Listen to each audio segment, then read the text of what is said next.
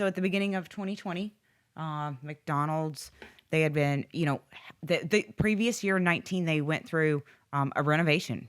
All of their locations became very high tech, very clean, very streamlined, right? Focus on The customer. drive-through. That's it.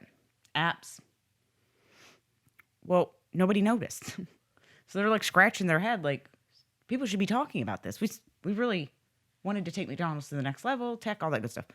So what they found was they backed up a little bit, and they looked at their brand, and they looked at their strategy, and they realized, oh, it's their brand voice that need to be adjusted. And they didn't realize for years they had this very corporate talk at you type of a voice. It was a McDonald's corporate voice. Like, I think the CMO mentioned it's a business talking to a group of people. Right. And there's a better way. There is a better way. So they simply handed that to the customers and let their voice drive the brand, which has turned out very effective for them in 2020. And they'll continue to focus on it in 2021. But that's why we've seen the cool commercials this year we've seen from them. And So that individualistic component is what now, like, things are through the lens of an individual.